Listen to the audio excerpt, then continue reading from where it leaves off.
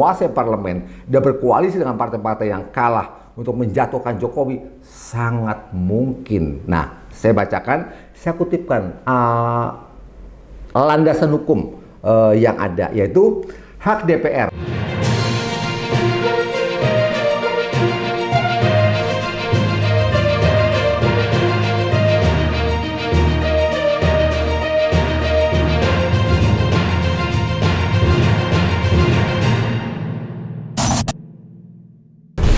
Sahabat FT News, jumpa lagi dengan saya, Rosod Daras dari forum terkininews.id. Program ini bernama Koplo Kontroversi Politik.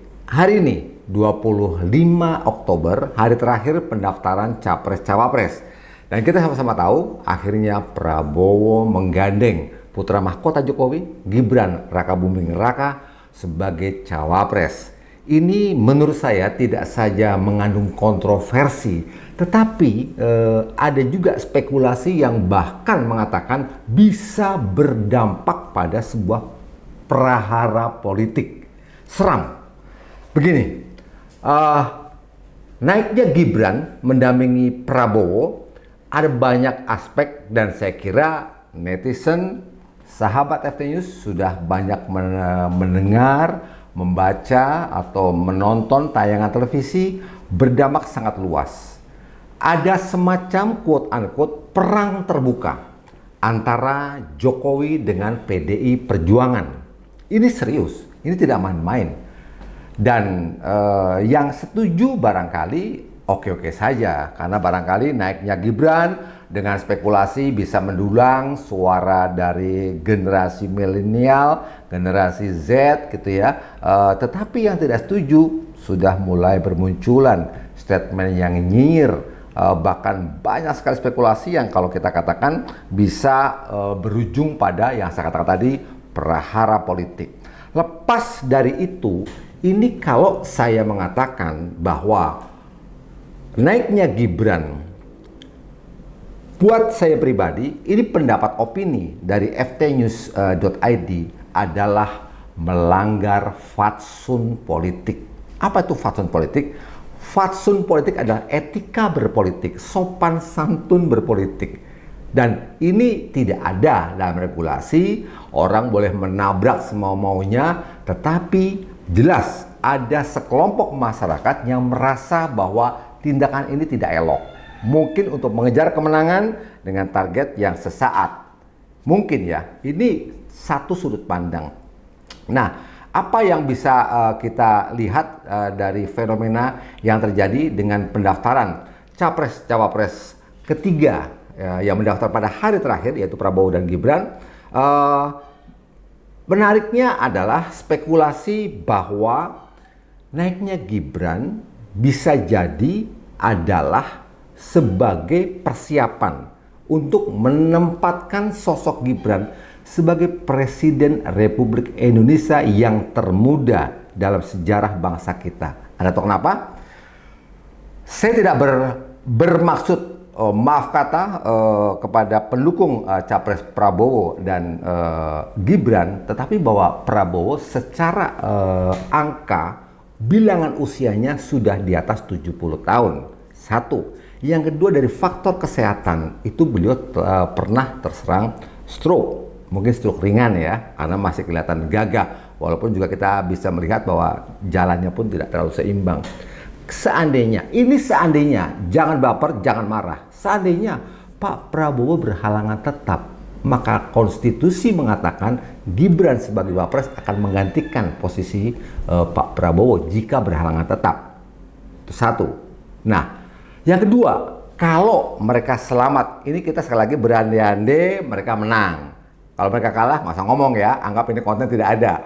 Kalau mereka selesai sampai 5 tahun, dengan sendirinya kemungkinan besar kalau Pak Prabowo tidak running di periode yang kedua, maka Gibran punya kans besar untuk naik sebagai presiden dalam Pilpres 2029. Dan kalau kita berkalkulasi angka, sekarang 36, tahun depan 37, maka tambah 5, dia masih akan umur sekitar 42 tahun. Itu masih mencatatkan rekor sebagai presiden termuda Indonesia. Karena Presiden pertama, Bung Karno, kelahiran 1901, menjadi presiden tahun 1945. It means 44 tahun usianya. Dan Gibran bisa mengalahkan rekornya Bung Karno. Ini kalau andai-andai itu terjadi.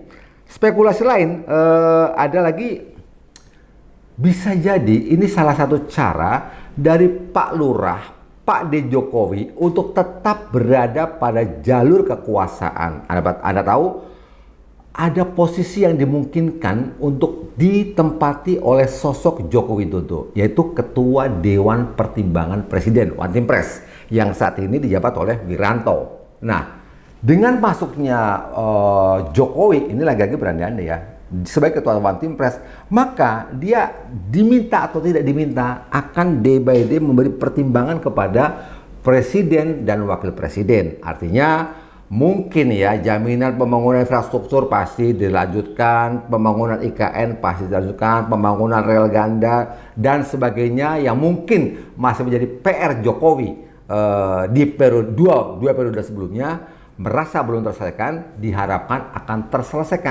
terlanjutkan oleh Prabowo dan Gibran. Ini beberapa spekulasi yang bisa kita lihat. Nah, di mana reason, alasan sehingga saya bisa mengatakan berpotensi menuai prahara politik? Catat, PDI Perjuangan adalah partai terbesar. Dia penguasa kursi terbesar di parlemen. Nah, apa yang terjadi seandainya kemudian PDIP bergandengan tangan, katakanlah dia mengajak Nasdem, katakanlah, untuk mengajukan impeachment kepada Jokowi atas tuduhan. Ingat ya, sejarah kepemimpinan nasional sudah pernah mengalami 2 kali kasus. Yang pertama adalah ketika Bung Karno pasca G30 SPKI atau gestok dilengserkan dan ditolak pertanggungjawabannya yang berjudul Nawaksara, dan lengserlah Ketua MPR Nasution tidak menerima dan akhirnya digantikan oleh Soeharto. 2001 Gus Dur dilengserkan oleh MPR yang waktu itu ketuanya adalah Amin Rais. Ini sejarah. Artinya ketika misalnya ada alasan ketidakpuasan, kemarahan dari PDIP dan dia masih menguasai parlemen, dia berkoalisi dengan partai-partai yang kalah untuk menjatuhkan Jokowi, sangat mungkin. Nah, saya bacakan, saya kutipkan landasan hukum yang ada, yaitu hak DPR. Saya bacakan, dalam menjalankan tugas dan fungsinya, khususnya terkait pelaksanaan fungsi pengawasan, DPR dibekali 3 hak. Yang pertama, hak interpelasi atau hak DPR untuk meminta keterangan kepada pemerintah mengenai kebijakan pemerintah yang penting dan strategis serta berdampak luas pada kehidupan bermasyarakat, berbangsa, dan bernegara. Yang kedua, hak angket. Hak DPR untuk melakukan penyelidikan terhadap pelaksanaan suatu undang-undang atau kebijakan pemerintah yang berkaitan dengan hal penting, strategis, dan berdampak luas pada kehidupan bermasyarakat, berbangsa, dan bernegara yang diduga bertentangan dengan peraturan perundang-undangan. Yang ketiga, hak menyatakan pendapat. Hak DPR untuk menyatakan pendapat atas kebijakan pemerintah atau mengenai kejadian luar biasa yang terjadi di tanah air atau di dunia internasional. Tindak lanjut pelaksanaan hak interpelasi dan hak angket, atau dugaan bahwa presiden dan atau wakil presiden melakukan pelanggaran hukum baik berupa pengkhianatan terhadap negara, korupsi, penyuapan, tindak pidana berat lainnya maupun perbuatan tercela, dan atau presiden dan wakil presiden tidak lagi memenuhi syarat sebagai presiden dan atau wakil presiden. Jelas, ini agak lentur pasalnya bunyinya, dan Anda tahu hari-hari ini Jokowi, Ketua MK, Gibran, dia dengan KPK, saya juga nggak tahu urusannya apa KPK, tapi bisa jadi itu sebagai semacam pintu masuk, gitu loh, entry point untuk menjatuhkan Jokowi. Kalau misalnya PDI diam-diam memendam amarah, Ibu Megawati mengerahkan pasukannya di DPR untuk melakukan langkah politik menjatuhkan, menjegal Jokowi sebagai satu basis dendam politik. Ini berandai-andai sahabat FT News-nya, dan jika itu terjadi bukan tidak mungkin Jokowi tidak sampai 5 tahun pada periode yang kedua. Let's say pemilu kemudian terselenggara Februari, kemudian dilakukan impeachment, sementara Jokowi masih sampai bulan Oktober. Ini apapun masih bisa terjadi. Kalau kita lihat sekarang saat ini saja komposisi dari kursi DPR RI yang berjumlah 575, kita berandai-andai ya. Kalau PD Perjuangan, Nasdem, PKB, PKS dan P3 itu totalnya sudah 314 kursi melawan partai pengusung Prabowo Gibran itu ada 261 kalah suara. Jadi di parlemen sangat berbahaya. Nah, maka apa kemungkinannya akan terjadi ke depan? Kemungkinan ya, salah satu kemungkinan.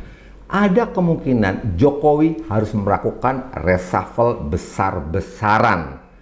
Contoh misalnya, dia melakukan reshuffle penggantian satu Kepala Badan Intelijen Negara. Ini sudah 7 tahun Pak Jenderal Purnawirawan Polisi Budi Gunawan. Sudah 7 tahun, bisa diganti. Dan sekarang sudah muncul isu mantan Kasat Dudung Abdurrahman berpotensi menggantikan Budi Gunawan. Oke, itu aman satu ya. Ingat, masih beberapa menteri lain PDIP. Ada Menteri Sekretaris Kabinet Pramono Anung, ada Menkumham Yasona Lauli, ada Jaksa Agung yang juga berafiliasi ke PDIP, ada Mendagri Tito yang juga berafiliasi ke PDIP, ada Menpan RB Aswaranas yang juga kader PDIP, dan ada Mensos Tri Risma hari ini. Itu mungkin akan dibersihkan sehingga mungkin Jokowi bisa tenang untuk menyelesaikan sisa kepemimpinan. Jadi naiknya Gibran bisa berujung ontran-ontran atau prahara politik yang besar yang akan datang. Tetapi tetap kita positive thinking. Semoga semua politisi kita berpikir bijak, berpikir arif, dan melaksanakan demokrasi dengan baik sehingga pemilu dan pilpres akan tetap berlangsung dengan aman, damai, dan lahirlah sebuah kepemimpinan yang baik bagi masa depan Indonesia yang juga jauh lebih baik. Sekian, terima kasih, sampai jumpa. Pembangunan infrastruktur pasti dilanjutkan, pembangunan IKN pasti dilanjutkan, pembangunan rel ganda dan sebagainya.